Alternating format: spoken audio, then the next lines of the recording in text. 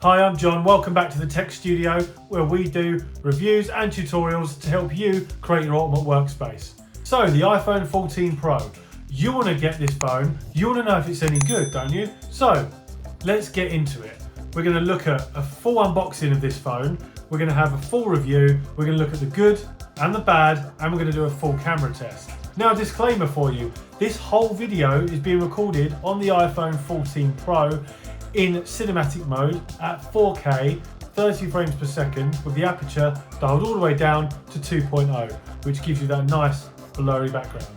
And it is also being filmed in low light with a studio light on. So let's see if this is any good. Let me know in the comments what you think. Now let's get into this review, and we're going to start with the unboxing. So what do you get in the box for this lovely new iPhone 14 Pro? Well, you get the Apple box, which looks great from the outside, and it's just a nice looking box really. There's not much more to say about that. You get the pulley tag at the top, so you pull that and then you can just open the box up. And don't do what I do, and while I'm trying to open this, because it got stuck, I pulled it too hard and the phone fell out onto my desk. That was a bit disappointing, but the phone was fine. It proves it's durable. Now, we went for this new flagship purple colour. You can see it's a bit of a fingerprint magnet, but you've got those nice edges, you've got the purple colour, you've got the camera upgrades, and you've got the screen protector. You can see the new cameras protrude more than they did on the iPhone 13 Pro, which just reflects all of those camera upgrades that you've got. So you peel that off and you've got that lovely iPhone screen, which is made from that Gorilla Glass or Invictus Glass. So what else do you get? Well, before we have a look at that, let me just show you a side-by-side comparison of my old phone, which is the Samsung S21 Ultra. There might be a lot of people out there that have had their phone for the last couple of years and will be looking to do an upgrade.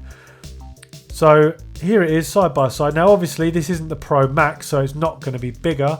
It's going to be a lot smaller than the Samsung S21 Ultra. But you can see size wise, other than the rounded edges, the Samsung has rounded edges, the iPhone has flat edges. Other than the rounded edges, they are more or less the same size. The iPhone's slightly thicker, but not by a great deal, which surprised me. You can see the iPhone still has the Lightning charger, where the Samsung has the C charger. Put that to the side, and what else do you get in the box? Well, you get 5 things in the box. You get the iPhone itself, you get a lead with no charger, that is a Lightning connector lead. You get the pin to take out the SIM card, so you can put in a SIM port. You get a Apple sticker and some paperwork, and that is pretty much all that is included in your box. So it's a bit disappointing that you still don't get a charger plug, but there you go. So the phone itself looks brilliant, looks nice. Nice and premium. That is one thing that Apple always do, is have those premium materials to build their phone. So the bad of this phone, it has a dynamic island, which is really quite a good feature. The only issue with it is that it still appears at the top as a black bar when you're watching content, playing games, and it's still up there when you're not utilizing the dynamic island feature.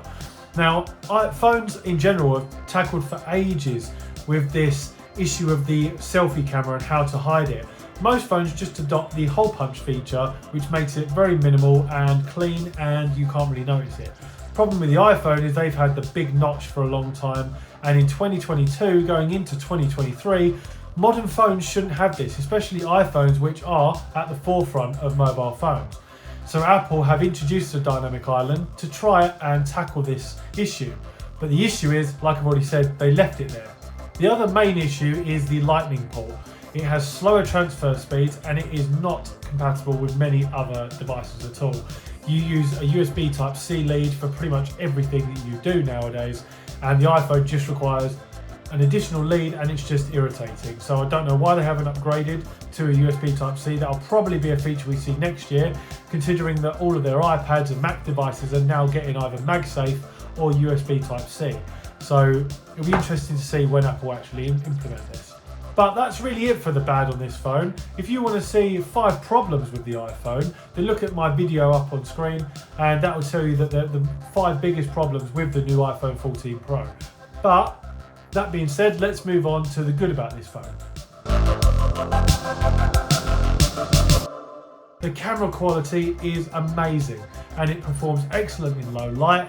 It has upgraded camera sensors, it has that 48 megapixel camera. You have the ability to shoot in RAW mode, which gives you everything you can grab out of that image, and it is a brilliant quality image. Low light performance is upgraded. General performance of the phone is upgraded, and of course the dynamic island, which other than the issue I've already mentioned, is a brilliant new feature for this phone. Video quality, as I've already mentioned, has been upgraded and is excellent. This is being recorded in 4K 30 frames per second, aperture of 2.0, and the low light performance in this, the focusing in this, the edge detection on this is pretty good. Is it as good as a professional camera? No, obviously not, but if you've just got a mobile phone to work with and you don't have a professional camera or a professional microphone, then this camera is brilliant. This is also using the in-camera audio, which isn't without problems, but like I said, if that's all you've got, why not use it? It's really, really good. Now, other features this phone has includes the always on display, where if you lock the screen, that's the screen on, and you lock it and it's dimmed slightly, but to be honest, it kind of makes you feel like you've forgotten to turn your phone off or the screen's always on, because other phones have had this feature for quite a while now, and iPhone have just introduced it into this model, but with other phones they just make it so you can just see the time and the date.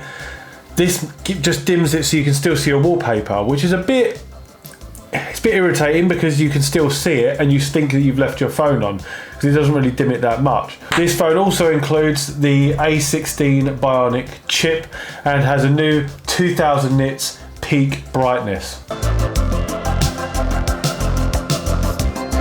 Now the camera test. Now, as you can see, this is recording already. You've seen this whole video test. You know the video test is good. But let's have a look at a couple of photos. Now here you can see a photo I took of my dog Flynn, and it is in portrait mode, and you can see that the colours are excellent. I've done some minor colour grading to it, but it just looks fantastic. The edge detection is really good. Obviously the back of him is quite blurry, but then it hasn't blurred out most of it. It's just blurred out parts of it, which is fine, and that's what a professional camera would do. You can see it looks really good, and yeah, the quality is really good. It's really, really good quality photo. And now let's have a look at the ultra wide camera, which doubles up as a macro camera. So you can get really close to that subject or that object that you want, and you can take a really nice photo and it doesn't struggle with the focus, which is a lovely feature. You can see the detail on this is incredible. Now yes, it is a little bit noisy around the edges and it is a little bit noisy in the background, but overall it is just an excellent photo, and this is really lovely to have on a new phone. Now we look at this video I took out in autumn whilst out for a walk and trying to get the leaves blowing off the trees. You can't really see it, but the colour is incredible and just the quality of the footage is incredible.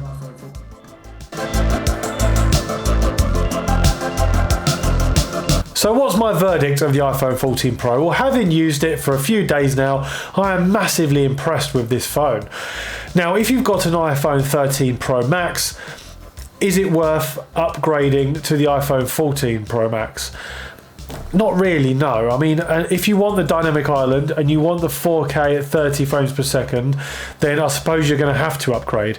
But all the features that are in the iPhone 13 Pro are just as good as the iPhone 14 Pro. There's just some minimal upgrades in this phone. But if you're coming from something older than that, like an iPhone 12 or an Android device, then yes, I would definitely recommend upgrading. This phone is packed with features and it is really good.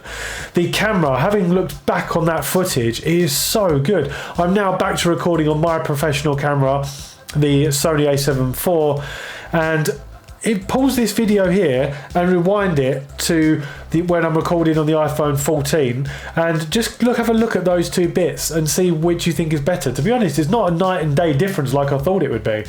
The iPhone is dramatically catching up with the professional camera, and all you have to do is put your phone up on the desk mount, which I've got up here in the corner, and just hit record. And then as long as you've got everything synced up to your computer, obviously I haven't yet, so it took a while, but if you've got everything synced up, then you can just drag and drop those video files over and they're pretty much ready to go.